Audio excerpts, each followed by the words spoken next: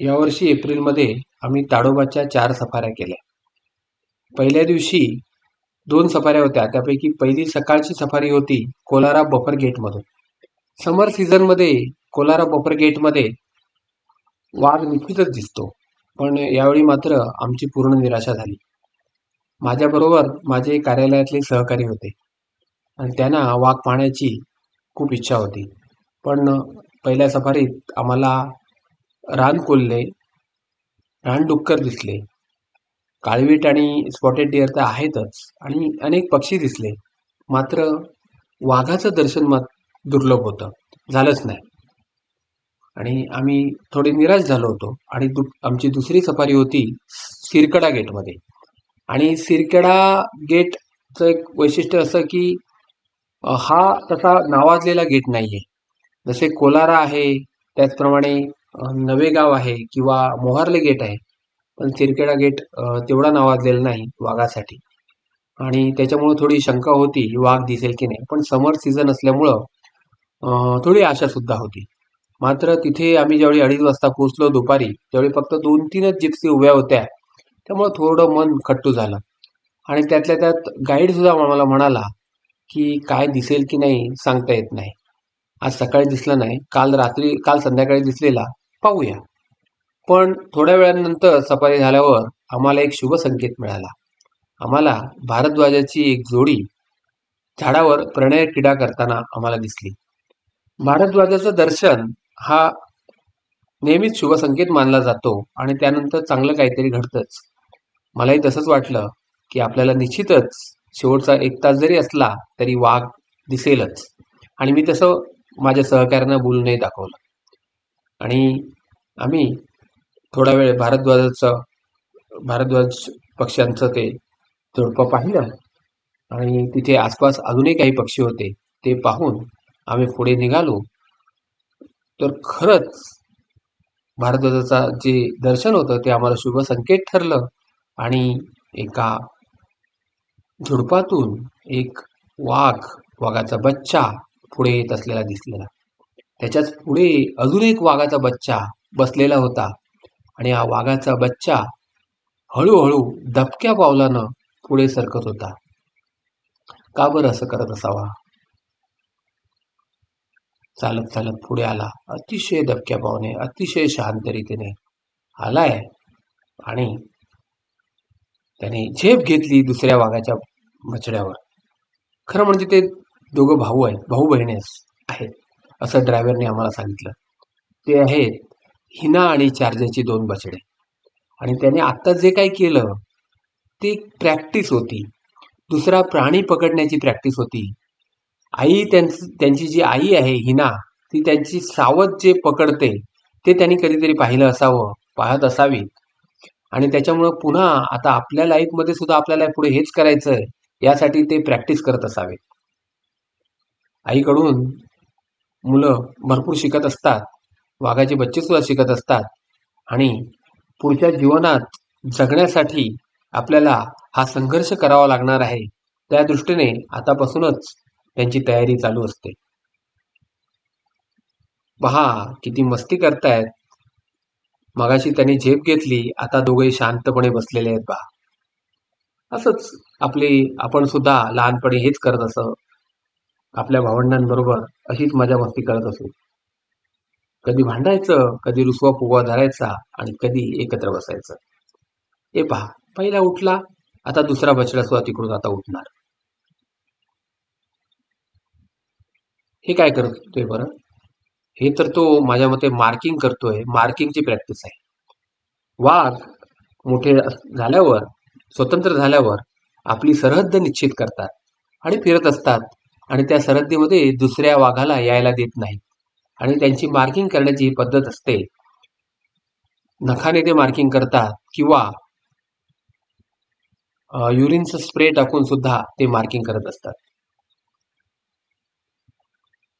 किती रुबाबदार हा वाघ आहे पहा. वाघाचा बछडा जरी असला तरी अतिशय लईमध्ये, संथ पण लईमध्ये चालतोय.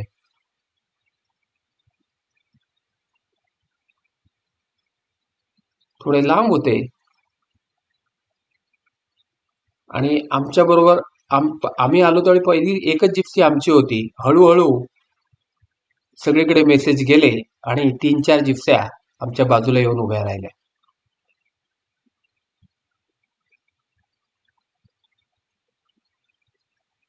चार्जर नावाचा एक वाघ आहे आणि हिना नावाची वाघीण, त्यांचे हे बच्चे आहेत. चार्जर वाघासंबंधी एक सांगितलं जातं. हा, आता हे पहा, हे जीभ काढतोय, जीभ बाहेर काढतोय मध्ये मध्ये.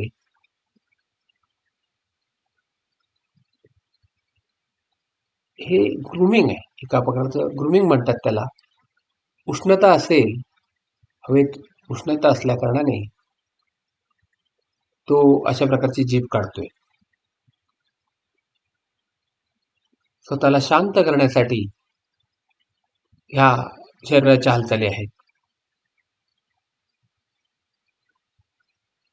तर चार्जर आणि हिना यांचे हे 2 बच्चे आहेत. चार्जरचं वैशिष्ट्य म्हणजे की तो लहानपणी जिप्सींवर चार्ज करायचा, जाऊन जायचा, आणि म्हणून त्याला चार्जर नाव पडलं. पण हळूहळू तो सरावला आणि आता वय झालंय त्याचं.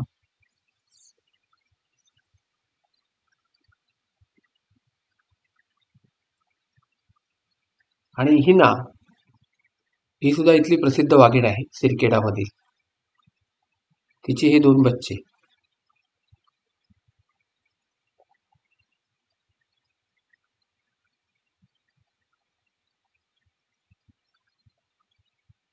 अतिशय सुंदर दृश्य वाटत होतं.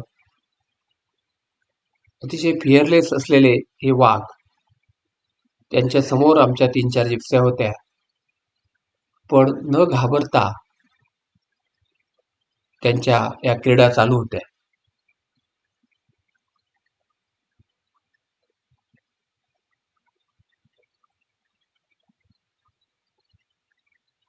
सिरकडा तसा दुर्लक्षितच भाग आहे.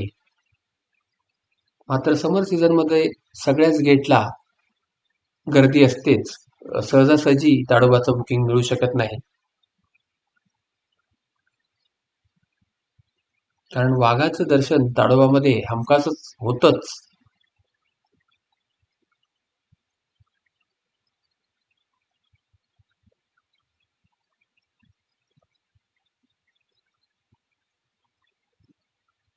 आणि आम्हाला एक नव्हे, एकाच वेळेस 2 वाघ पाहायला मिळाले.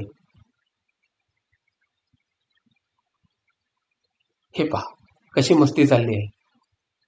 आता सुद्धा हा वाघाचा बच्चा बसलेला होता, मागून दुसऱ्या वाघाने येऊन झडप टाकली.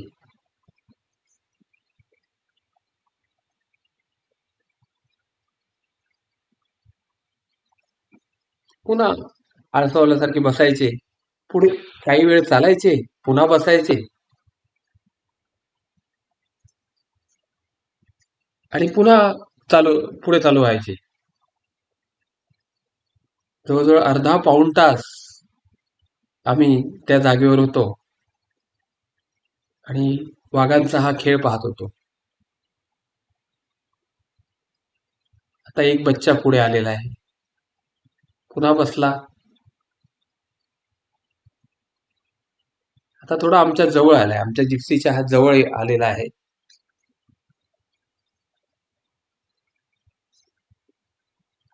हीट सुद्धा भरपूर आहे. समर सीझन असताना इथे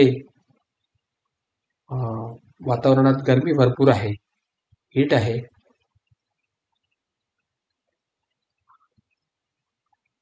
तापमान 35 ते 37 डिग्रीच्या दरम्यान आहे. आता आमच्या 20 ते 25 फुटावरच येऊन हा वाघ बसलेला आहे, आमच्या जिप्स्या समोर आहे. माझे सर्व सहकारी अतिशय उत्तेजित झालेले होते.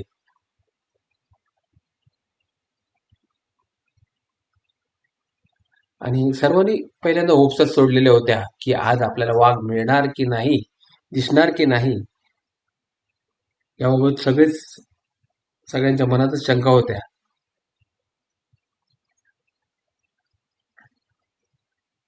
आणि वाघ अशा प्रकारे आमच्या समोरच येऊन बसलेले आहेत. आता हा आलाय म्हणजे दुसरा वाघ सुद्धा येणारच, कारण ते पाठोपाठच चालतायत. पहा, दुसरा वाघ सुद्धा आला.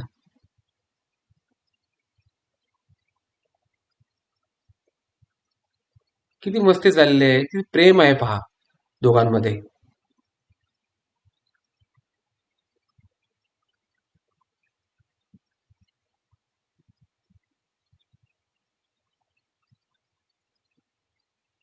वा, दोघे एकाच लाईन मध्ये बसलेले आहेत. कुठलीच दोघांना कुठलीच भीती नाहीये. समोर बाजूलाच जिप्स्या उभ्या आहेत. जिप्स्यांमध्ये लोक आहेत. त्यांचे फोटो टिपतायत, व्हिडिओ घेत आहेत. त्यांना त्याचं काहीच पडलेलं नाही. शेवटी हे वाघाचे बच्चे आहेत.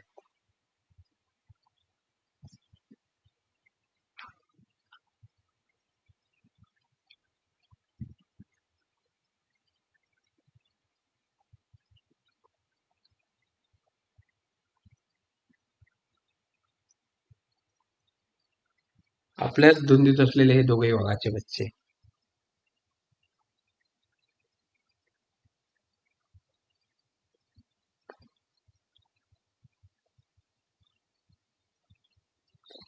संध्याकाळचे 5:15 झाले होते. 5:20च्या दरम्यानची आहे. आम्ही 4:30 वाजल्यापासून इथे आहोत. 4:30 4:35 वगैरे झाले होते आम्ही ज्यावेळी आलेलो त्यावेळी. अर्धा पाऊण तास हे असंच चालू आहे. हे पहा किती मस्ती करतायत. त्याने पाय पकडला त्याचा पुढे जाताना. पाय खेचण्याची वृत्ती माणसाप्रमाणे या वाघांमध्ये सुद्धा आहे. हा पहा, आमच्या जिप्सीच्या अगदी बाजूने गेला. 10 फूट सुद्धा नसेल. आणि थोडा आमच्याकडे रागानेच बघत गेला. थोडे चार्जेसचे काही गुण याच्यामध्ये आलेले दिसत आहेत. पहा कसा पाहतोय.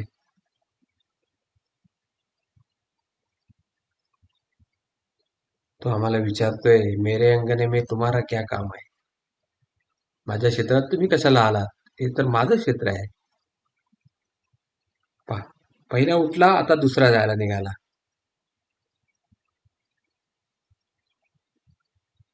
तुझं माझं जमेना आणि तुझ्या वाचून करमेना, अशा प्रकारचं हे दोघांचं आहे. हा सुद्धा आम्हाला थोडीशी टसन देऊनच गेला.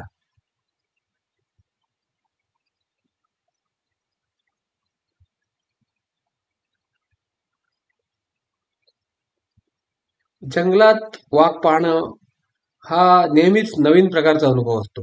मी दाडोबाच्या जंगलात म्हणा किंवा इतरही व्याघ्र अभयारण्यामध्ये अनेक वाघ पाहिले असतील. पण प्रत्येक वेळी ते नव्याने अनुभवणं हा आनंदाचा क्षण असतो. प्रत्येक वेळी नव्याने काहीतरी त्यांच्यापासून शिकता येतं, पाहता येतं. हा पहा आता रस्त्यावर बसलाय. हळूहळू पाणवठ्याकडे यांची पावलं निघालेली आहेत. कारण बाजूला थोडा पुढे गेल्यावर एक पाणवठा आहे.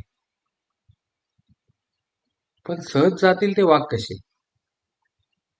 हा तो तिकडे गेलाय, हा इथे काहीतरी पाहतोय, अनुभवतोय. हे जग ते शिकून घेत आहेत. बहुधा हा जो रस्ता आहे, जंगलचा रस्ता, जणू काही काळासाठी त्यांचाच झालेला आहे. आणि हळूहळू ते पाणवठ्यावर चाललेत.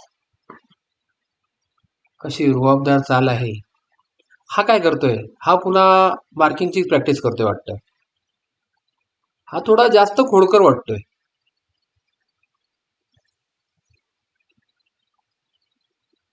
पुढे गेली ती वाघीण होती आणि हा वाघ आहे. ती फिमेल होती, हा मेल आहे. आता ही जी फिमेल आहे ती मागे बसलेली आहे आणि मेल पुढे जाऊन बसलेला आहे पाणवठ्याच्या बाजूला. किती छान पोज दिली पहा.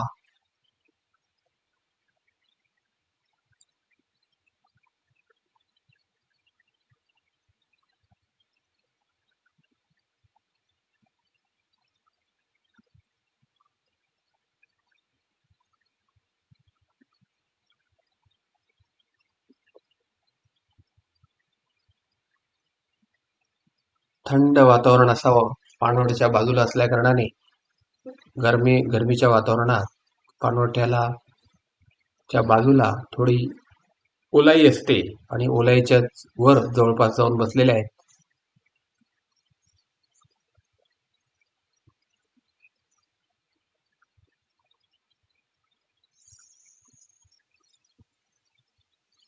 जसजसे ते पुढे आले सर्व जिप्सी सुद्धा मागून मागून इथे आलेले आहेत.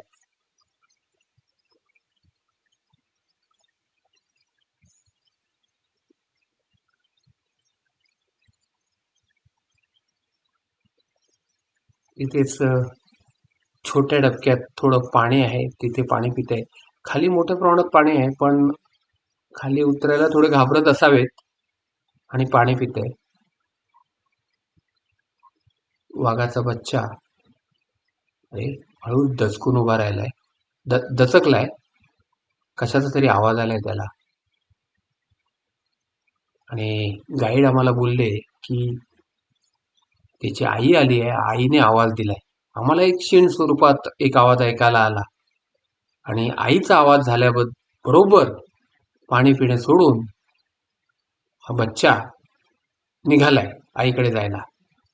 कारण आईने कदाचित काहीतरी सावज घेऊन आले असावी किंवा आईची धाकेतच जरब असावी आणि त्यामुळं पहिला बच्चा जी मादी आहे, फिमेल आहे, ती पुढे निघालेली आहे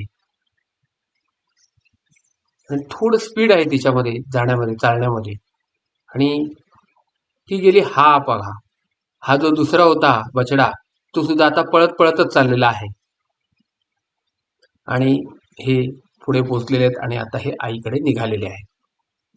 अशा प्रकारे आम्हाला ताडोबाच्या या सफारीमध्ये वाघाचं खूप छान दर्शन झालेलं आहे.